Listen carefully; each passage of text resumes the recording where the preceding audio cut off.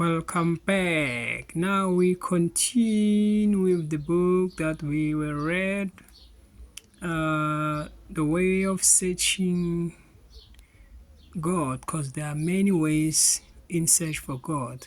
So as you know, last time we were just read, but we didn't finish the book. So Greece was prominent center of learning among the Athenians. However, there were many different schools of thought such as Epicureans and Stoics, each with his own ideas about God. Based on these various ideas, many deities were venerated and different ways of worship developed. As a result, the city was full of man-made idols and temples. If you could check the book of Acts 17 and 16, in about the year 50 CE, the Christian apostle Paul visited Athens, represented the Athenians a total different point of view.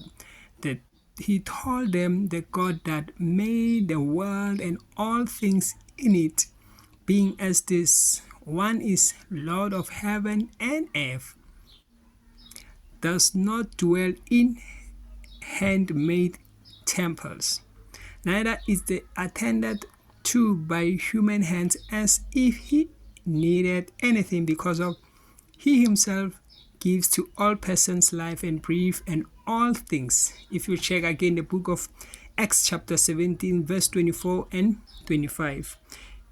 In other words, Paul was telling the Athenians that the true God who made the world and all things in it is not a fabrication of man's imagination, nor is he served by the ways that man might devise.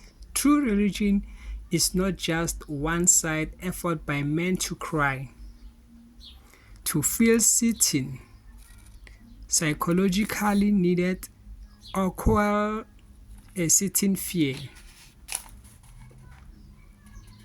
Once the true God is the creator who gives man thinking ability and power of reason, it is only logical that he would provide a way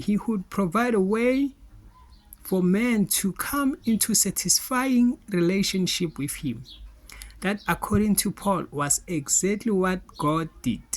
He made out of one man every nation of men to dwell upon the entire surface of the east for them.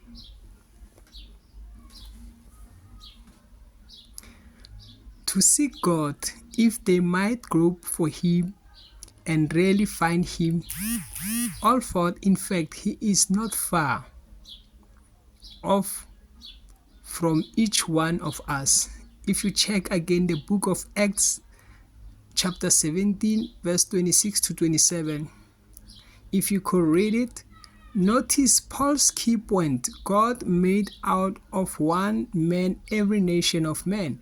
Even though today there are many nations of men living all over the earth, scientists who know indeed all mankind is of the same stock.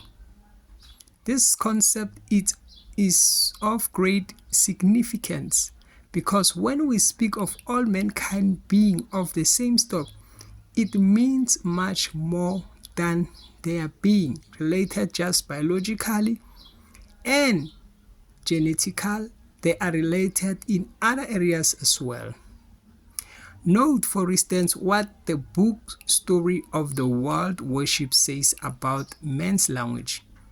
Those who have studied the language of the world and compare them with each other have something to say. It is all languages can be grouped into families or classes of speech, and all these families are seen to have started from one common source.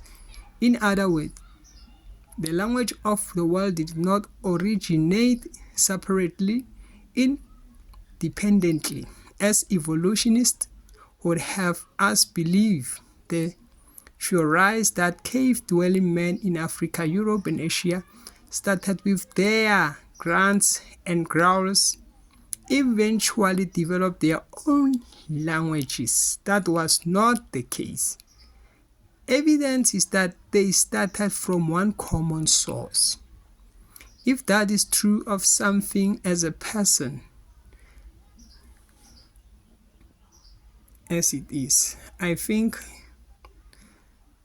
for today it's better if we can just stop here. The next time I will just upload another one.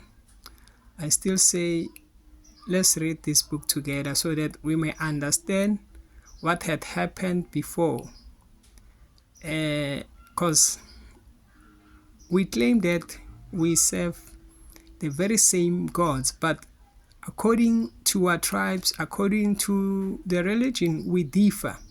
But we as nations, we say we serve this God, but people are still fighting among each other. The one wants his religion to be the one that is above, believing that his religion is the one that has strength, that it has the way of God.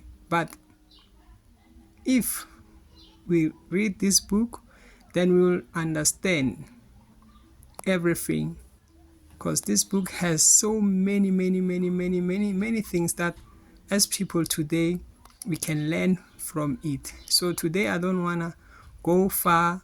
Let me just end here. Then next time we'll just resume.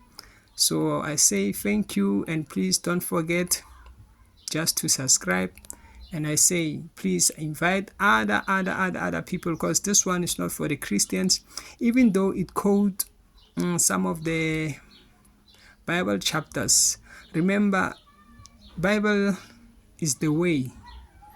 There is no other book like Bible, because whatever is written in the book of Bible, everything that has been written there is happening. So you cannot argue with the Bible. It's the simple book where you can do commonly with other religions.